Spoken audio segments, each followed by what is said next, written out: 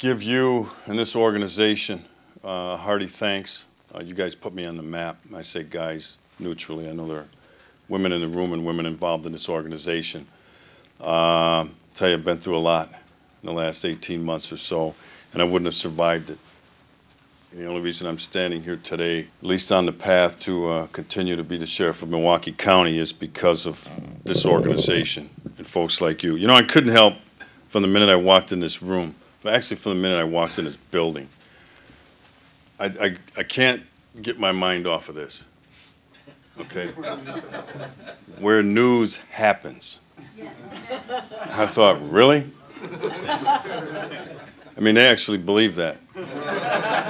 All right, the mainstream media. For those of you who don't know, I've constantly gone back and forth with certain people in the mainstream media. I believe that the mainstream media in the United States has abandoned their responsibility to the people of this country.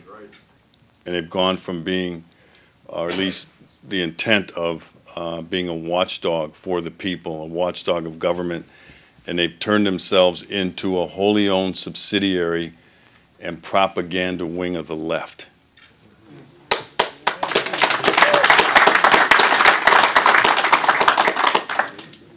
And I find that quite remarkable, I really do, especially when we talk about this document. We've heard a lot about this document this morning. All right, the last time I addressed this group was in St. Charles, Missouri. I talked about this document. I talk about it incessantly. I am not a constitutional scholar. I don't need to be. All right? The people involved in the drafting of this document were not constitutional scholars. Didn't know what a constitution was yet. Wrote it in pretty simple language. And then over decades and over a couple of centuries, this thing has been turned into some very difficult and theoretical document because of courts, because of lawyers. All right, but the original meaning of this is pretty understandable. I tell people that I carry a copy of this everywhere I go. I keep one in my vehicle, so I have it handy. I keep one at work, obviously. I keep several in my home, and I keep one in my travel bag. So in case I get on a plane and go somewhere, guess what? I have this document. Chris Ann talked a little bit about this, about knowing what it is. I don't have to memorize this document. When she asked the 5 elements of the First Amendment, she said, don't answer it, you know, what are they? I don't know that I could have named all 5, but guess what I did? I picked this up and went, let me take a look. No, that's why I carry this thing. And she hit the nail right on the head. If you don't know what this says, if you don't know what your rights are, how do you know if you still have them? Okay, it's that important. On Constitution Day and on every day of a calendar year. Because this, is, to me, is all that matters. Democrat, Republican doesn't matter to me. All right, that's the ruling class. Conservative, liberal, maybe sometimes. Some of the discussions that we have. And so people ask me, well, Sheriff, then what's important? I go, this. This is why I exist. And when I start to lose my understanding of what I've been elected by the people of Milwaukee County to do, and it's to enforce this and to protect their rights, and they don't need me anymore. And we heard about the Declaration of Independence. My copy of this one has both the Declaration and the Constitution, so I find it handy.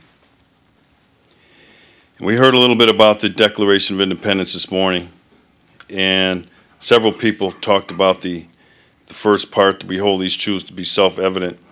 But I want to read quickly the part that comes after that, because I think that that is what's at stake and what's at play today as we talk about how the Constitution is being trampled. All right, we don't rule ourselves anymore. We're ruled by the courts. And I tell people, don't trust the courts. All right, they get it wrong sometimes. Don't forget the Supreme Court of the United States, in the Dred Scott decision, continued the institution of slavery. The United States Supreme Court. The United States Supreme Court in the decision Plessy versus Ferguson upheld the constitutionality of separate but equal. The Supreme Court of the United States. That's why I say don't trust the courts. All right, and I think we're ruled by the courts. I really do. But anyway, it says this. After the sentence that ends the pursuit of happiness, that to secure these rights, governments are instituted among men, deriving their just power from the consent of the governed. And that whenever any form of government becomes destructive of these, it is the right of the people to alter or abolish it and to institute new government, laying its foundation on such principles and organizing its powers in such form as to them shall seem most likely to affect their safety and happiness. This document, the Declaration of Independence, says it is your duty to abolish that government. When I uttered these words about 2 years ago, boy, did the left come down on me. He's calling for revolution. I said, I'm not calling for anything. These guys did. And I reminded them, I said, I took these words right out of the Declaration of Independence.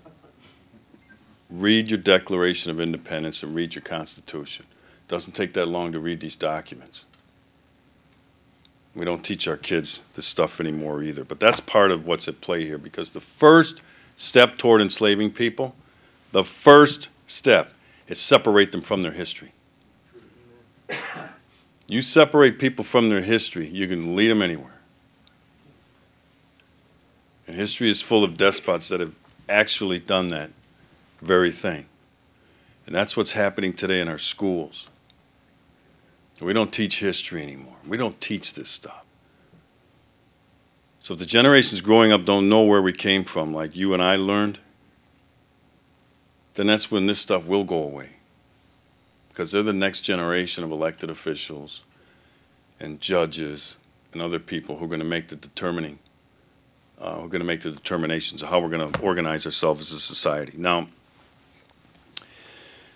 going to briefly talk about the election that I just went through. Many of you in here are elected. You go through this in your county every 4 years, at least in my state, every 4 years. And for me, it's always an uphill battle because of my adherence to this document, a constitutional sheriff. I embrace the oath that I took. A lot of people take this oath. And I raised my right hand. I had my left on the Bible. And I said, I will defend and protect the Constitution of the United States. Ladies and gentlemen, I damn well meant it. You've heard me say that before.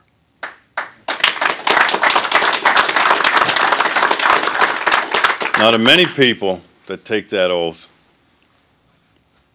and I don't mean my colleagues in law enforcement, but I'm talking about in our legislature, those are just words on paper. That's all it is.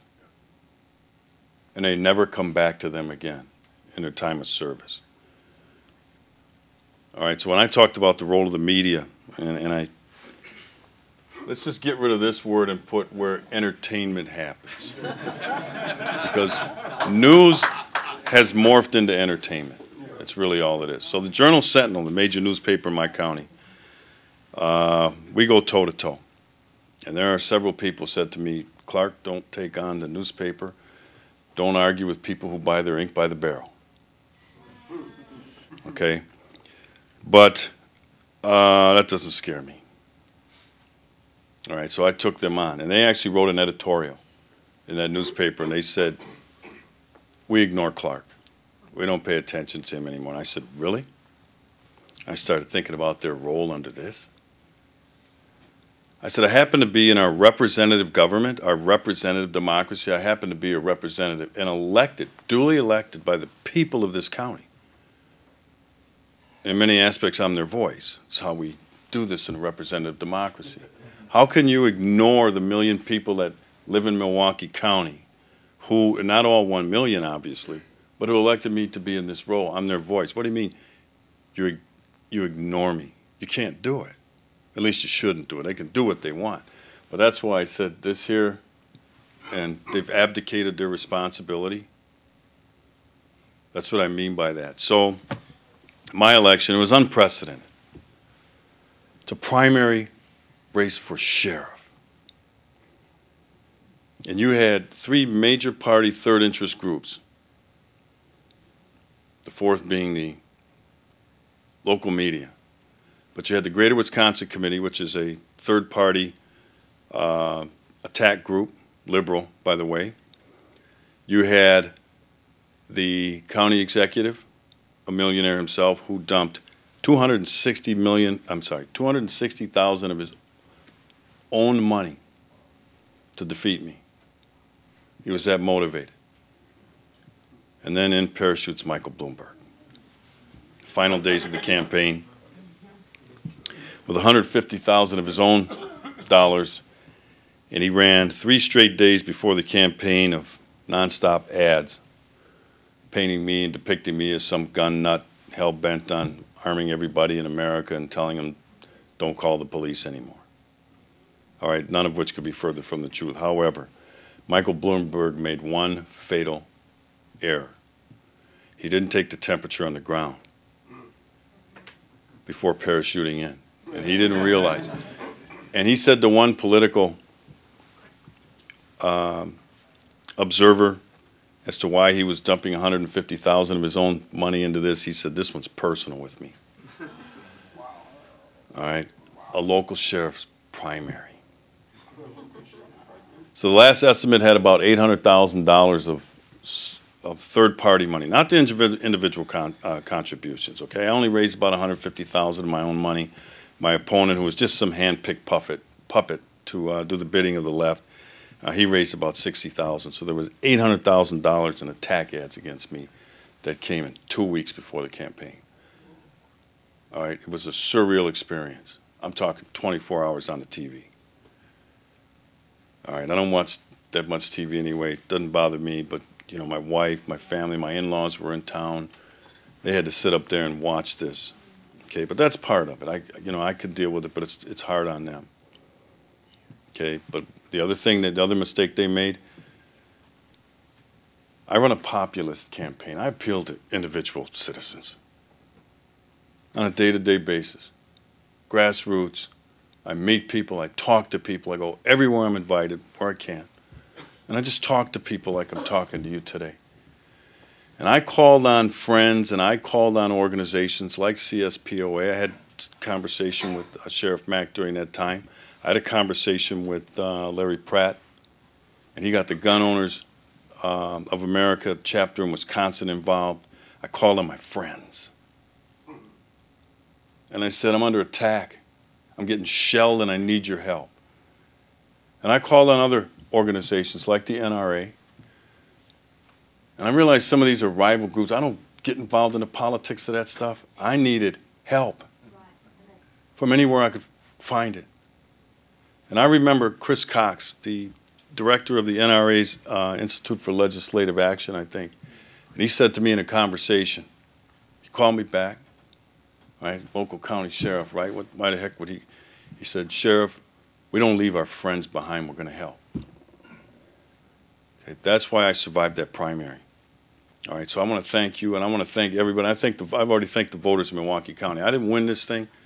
They lifted me up on their shoulders, and they carried me to victory.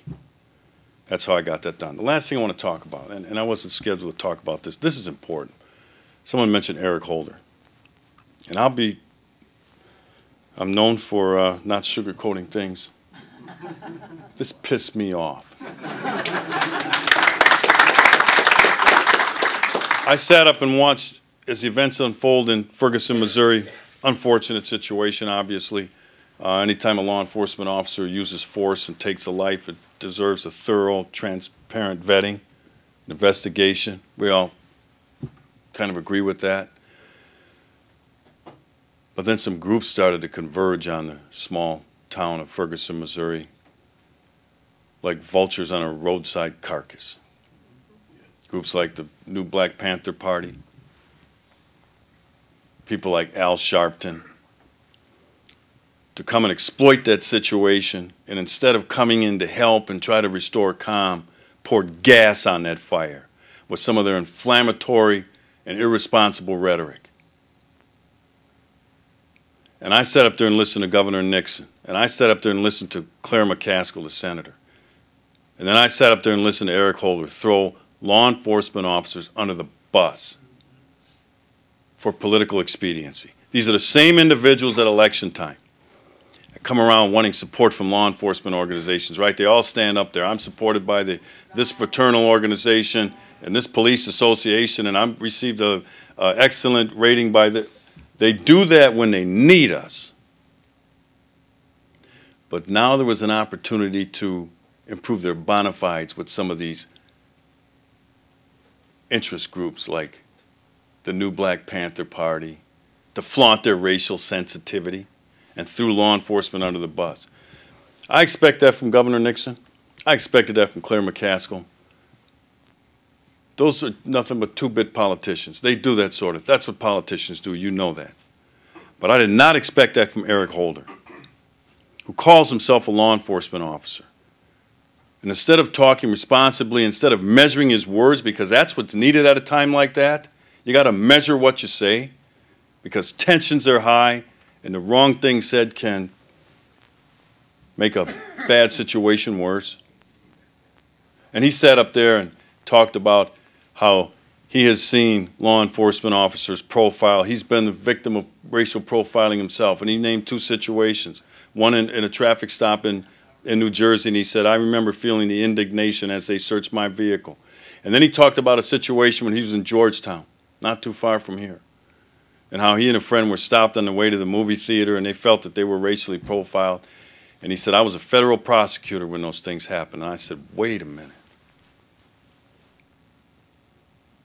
Mr. Attorney General, if you felt those officers had violated your Fourth Amendment rights and you're a federal prosecutor and you didn't say anything at the time, on behalf of everybody in the United States, you could have done something if you felt that. You could have made a complaint. Because all of us kind of realize in law enforcement, right, we testify. What do they say in court? If you didn't write it down, you didn't report it, it didn't happen.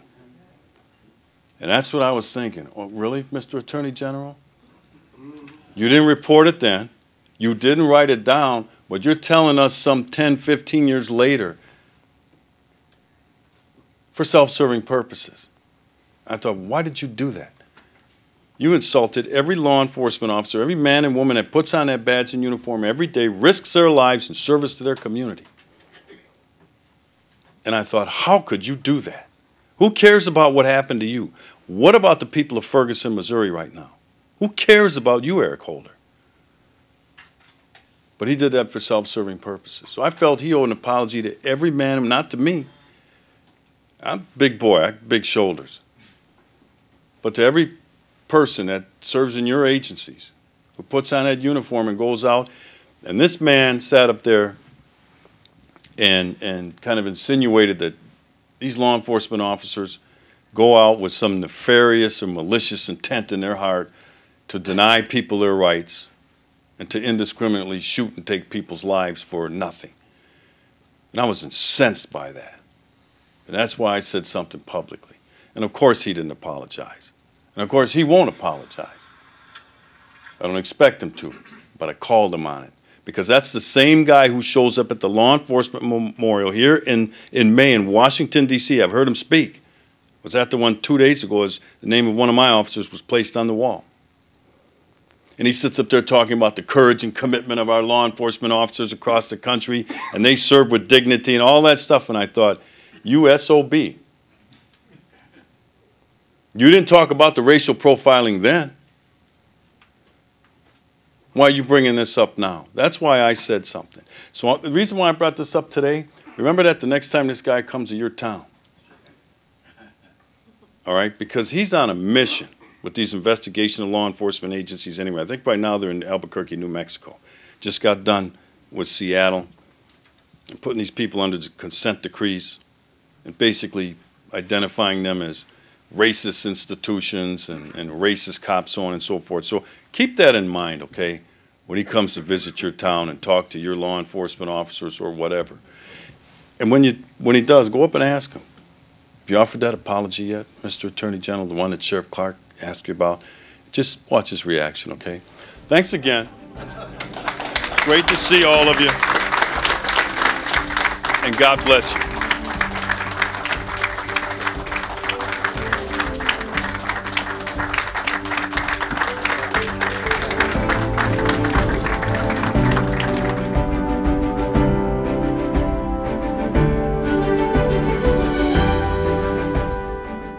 This is former Sheriff Richard Mack. Thank you so much for watching these timely speakers documenting solutions from modern-day heroes.